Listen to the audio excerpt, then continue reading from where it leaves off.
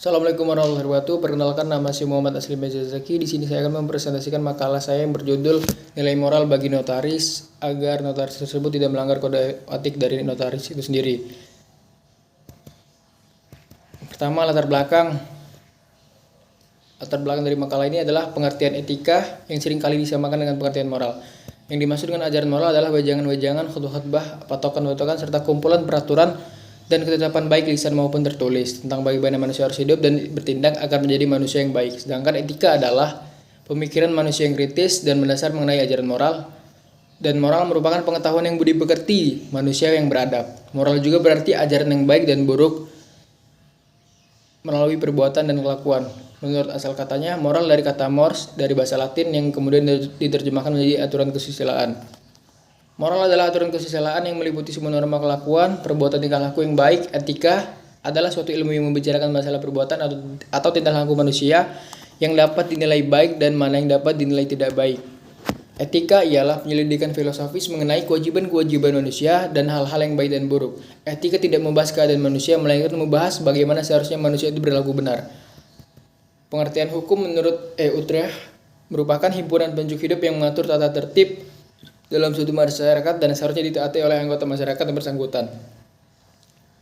Sedangkan menurut Ridwan Halim, pengertian hukum merupakan peraturan yang tertulis maupun tidak tertulis yang pada dasarnya peraturan tersebut berlaku dan diakui oleh orang sebagai peraturan yang harus ditaati dalam hidup bermasyarakat. Suatu pekerjaan atau profesi yang dalam melaksanakan kewenangannya memerlukan etika. Kode etik yang dijadikan sebagai suatu pedoman perilaku anggota beserta sanksi yang jelas dan tegas terhadap pelanggar kode etik. Oleh karena itu, dalam makalah ini saya akan membahas mengenai nilai moral apa saja yang harus dimiliki oleh seorang notaris supaya tidak melanggar kode etik notaris dan apa yang dimaksud dengan nilai moral dan etika. Oke, rumusan masalah yang terdapat pada makalah ini adalah yang pertama, apa yang dimaksud dengan nilai moral dan etika, dan yang kedua, bagaimanakah seharusnya moral dan etika yang harus dimiliki oleh seorang notaris. Oke, yang pertama, pengertian moral. Secara umum, pengertian moral adalah suatu hukum perilaku yang diterapkan kepada setiap individu dalam bersosialisasi dengan sesamanya sehingga terjalin rasa hormat dan menghormati antar sesama. Moral merupakan produk yang dihasilkan oleh budaya dan agama yang mengatur cara berinteraksi, perbuatan, perilaku, dan ucapan antar sesama manusia. Tujuan dan fungsi moral. Secara umum, tujuan dan fungsi moral adalah untuk mewujudkan harkat dan martabat kepribadian manusia melalui pengamalan nilai-nilai dan norma. Sedangkan jenis dan wujud moral terdiri dari moral ketuhanan, moral ideologi dan filsafat, moral etika dan kesusilaan, moral disiplin dan hukum. Sedangkan nilai moral yang terdapat dalam kehidupan sehari-hari kita, yang pertama ada sikap religius, jujur, toleransi, disiplin, kerja keras, kreatif, mandiri, demokratis, rasa ingin tahu yang tinggi, semangat kebangsaan, cinta tanah air, menghargai prestasi, bersahabat atau komunikatif, cinta damai, gemar membaca, peduli lingkungan, peduli sosial, dan juga bertanggung jawab.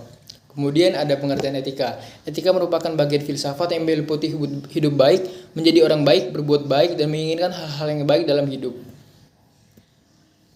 Pengertian etika berasal dari bahasa Yunani yang merupakan ethos, yang berarti karakter, watak, kesusilaan, atau adat kebiasaan. Etika dapat dibedakan antara etika perangai dan etika moral. Sedangkan dalam kehidupan bermasyarakat, kita mengenal adanya etika pribadi dan etika sosial. Selanjutnya, apa saja nilai atau moral yang harus dimiliki oleh seorang notaris.